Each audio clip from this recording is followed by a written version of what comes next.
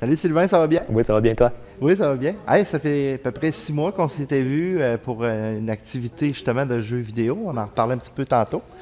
Aujourd'hui, on est aux Journées de la culture. C'est une activité bien intéressante, très originale, le pixel art. J'aimerais ça que tu nous en parles un petit peu. Bien, en fait, le pixel art, les journées de la culture, c'est beaucoup de choses. Hein. La culture, c'est un paquet d'affaires. On cherchait un peu une activité originale. Et puis, l'idée du pixel art, c'est tout simplement, c'est des petites billes de plastique que les jeunes vont poser un à côté de l'autre sur une espèce de plaque pour justement créer un dessin. C'est un peu le principe des jeux vidéo, justement, où chacun des pixels forme un bonhomme. Fait que si aujourd'hui, les pixels sont très petits dans les jeux vidéo, ces choses-là. Mais si on remonte, justement, on parlait de jeux vidéo, mais si on remonte au premier Nintendo ou au premier Sega, bien justement, on voyait les pixels, on voyait très bien les petits carrés. Fait qu'on recrée des images, puis il y a beaucoup d'images, justement, de jeux vidéo qu'on peut recréer de cette façon-là. Mais en fait, on laisse aller notre imagination complètement. On a 60 000 billes, donc les jeunes ont en masse de quoi pour créer et imaginer le truc. Ah, puis ça peut-être leur fait comprendre un petit peu c'est quoi un jeu vidéo, comment ça se crée aussi.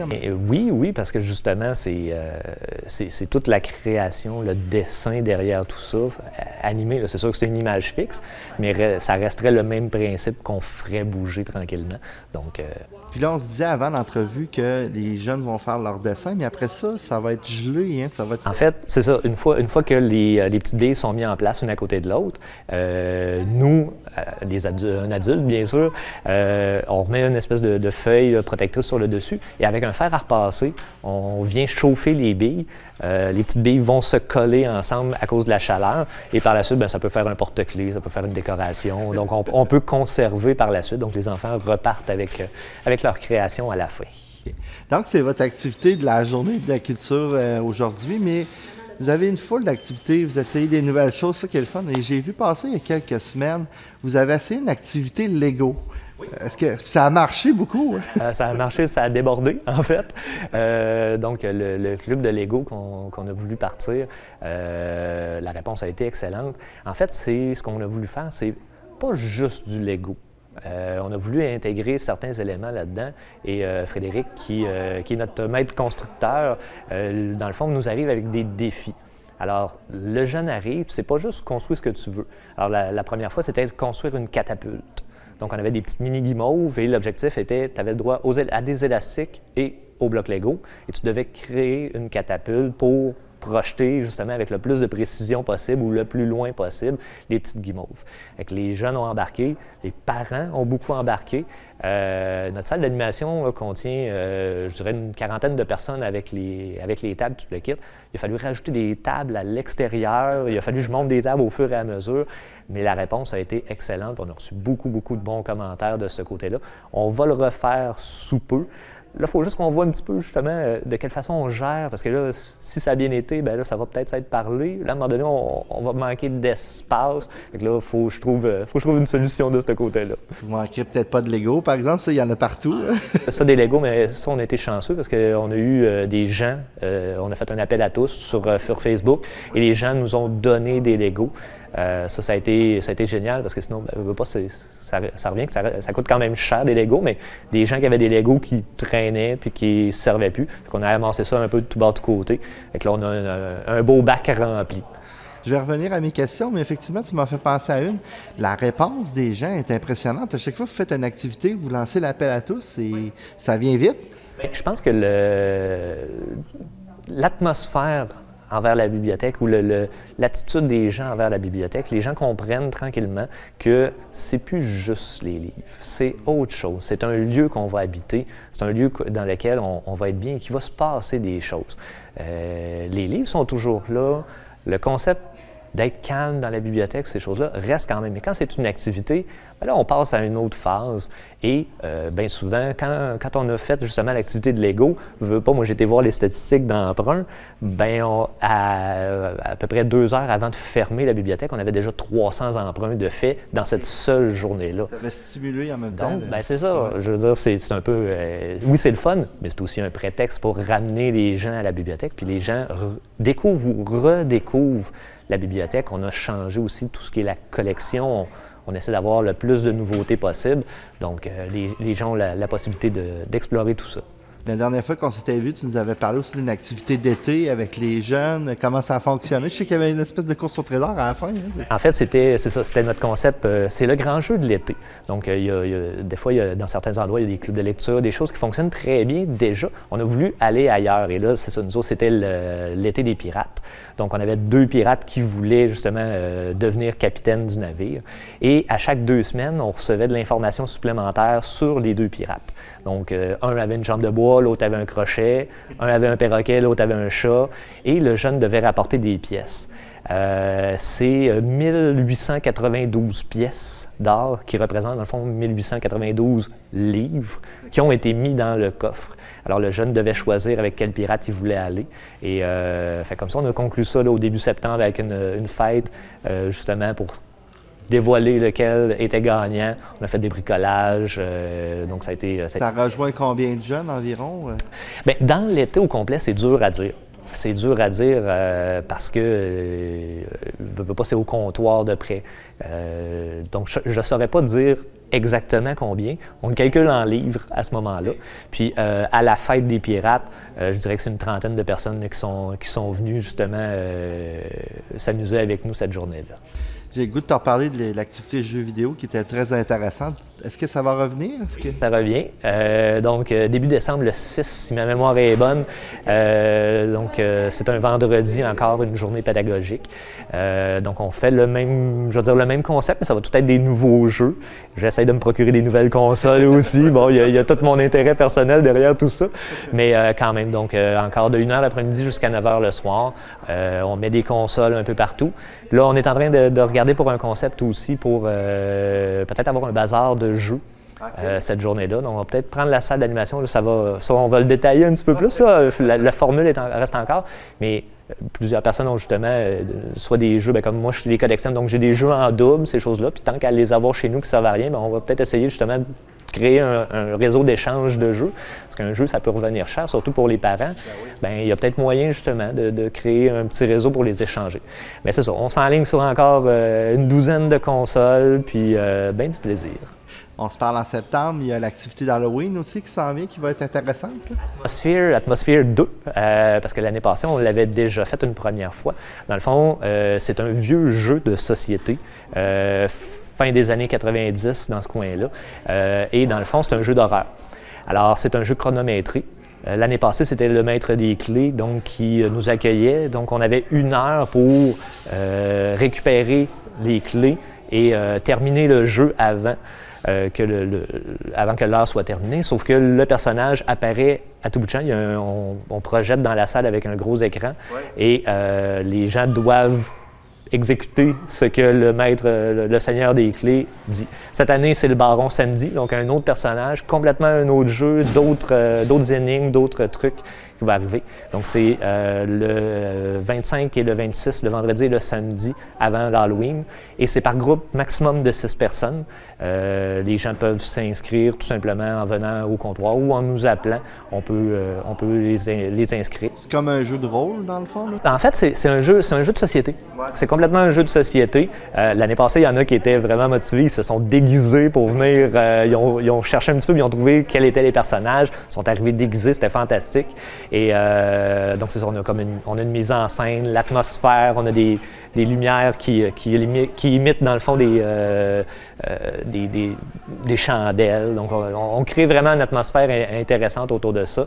Et les gens doivent réussir à vaincre le jeu. Je vous dirais, l'année passée, la moitié ont réussi à compléter le jeu. On entend que ça commence à bouger. De l'autre côté, on va aller prendre des images dans quelques instants, mais en terminant, j'aimerais que tu nous parles un petit peu justement de cette ouverture de la bibliothèque-là pour des nouvelles activités, des choses comme ça, des bénévoles.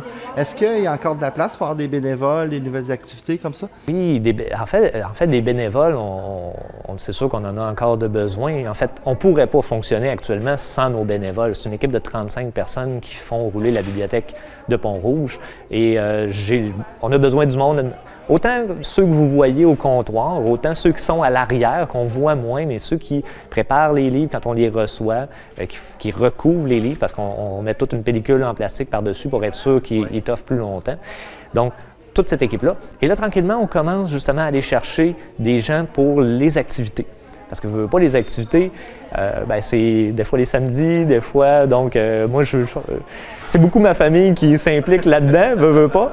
Mais à un moment donné, c'est ça, je veux que les gens aussi, les gens viennent pour leur intérêt. On prend par exemple justement notre maître constructeur, lui a un intérêt envers les Legos et envers transmettre des connaissances. Donc, c'est un bénévole, mais pour cette activité-là.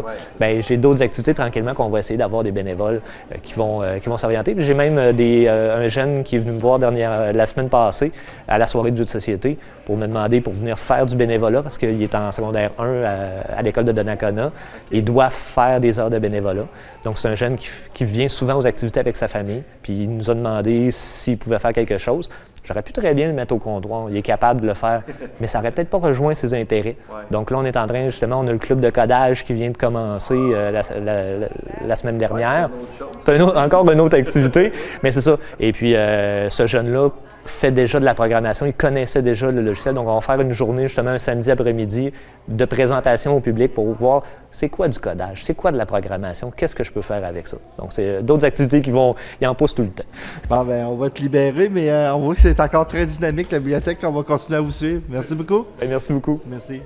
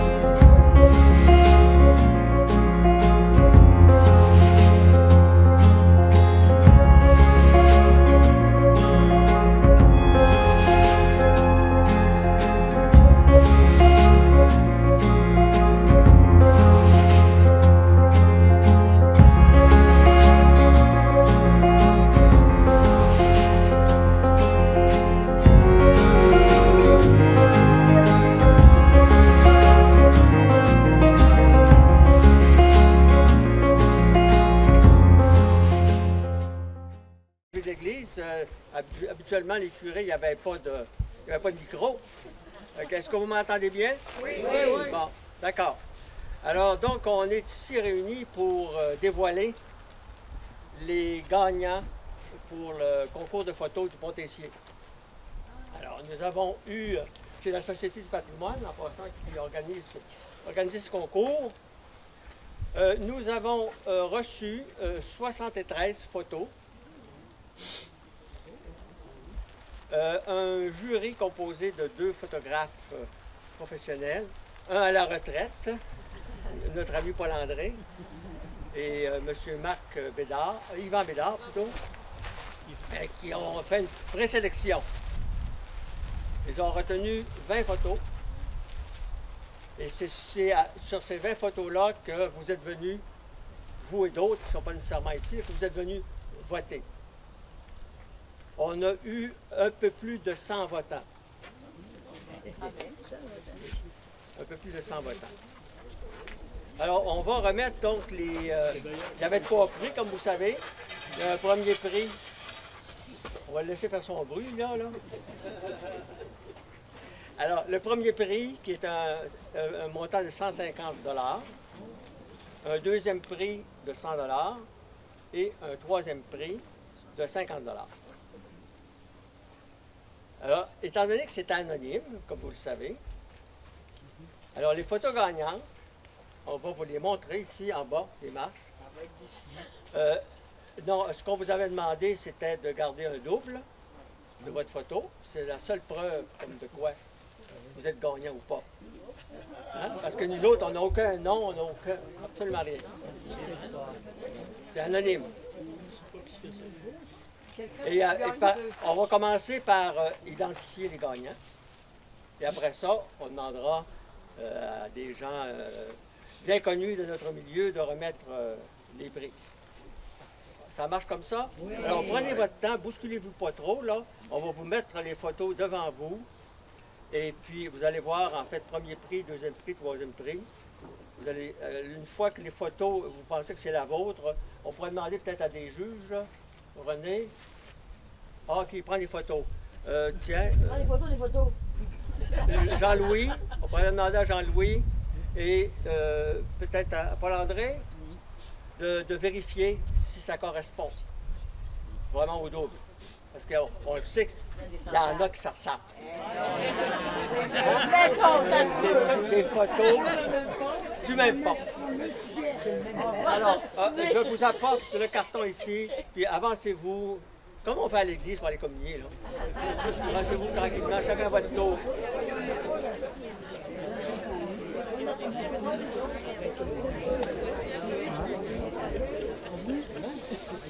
On a choisi 20 sur 70.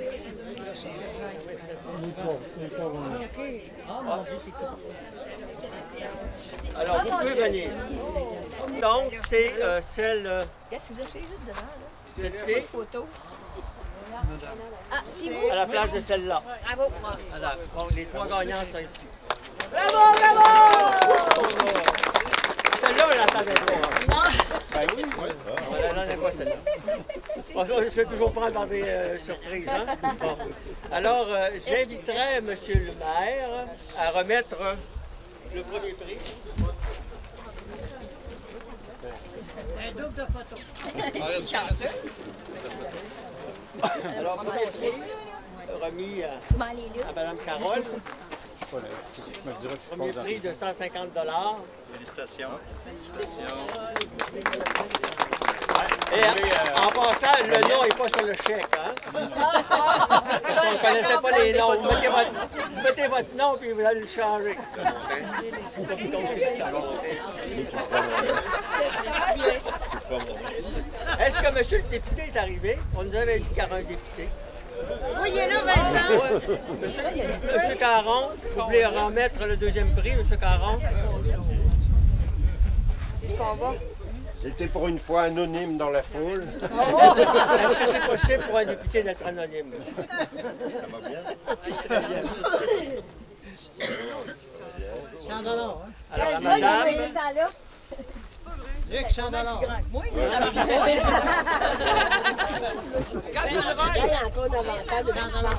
Oui, donc un prix de 100 $. bravo! À madame Ginette. Bravo, Ginette!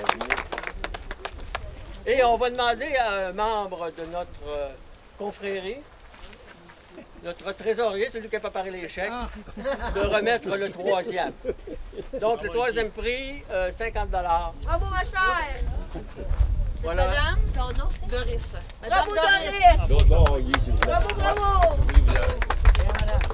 Bravo, Doris! Guy. Bravo! Guy. Regarde la caméra par là. Non, lâche pas la main. Lâche pas la main, regarde par là. Mais tiens, les posés. Ah, il est pas Oh, pardon. Thérèse n'est pas là pour vous ça. On peut-tu avoir tout le monde ensemble pour une photo? Les trois gagnants ensemble, gagnantes? Oui, OK. Alors, on aimerait avoir les trois gagnantes ensemble pour une photo, s'il vous plaît. Ginette, compagnie et Carole. Carole, Ginette et Doris. Dans l'ordre. Moi, après ça, j'ai des questions à poser aux gagnants. En rôle de grandeur, un Ah, peu. Hein? tu veux faire des interrogatoires? Ouais. Passez au Même les professionnel. messieurs en haut, si vous voulez regarder. C'est bon?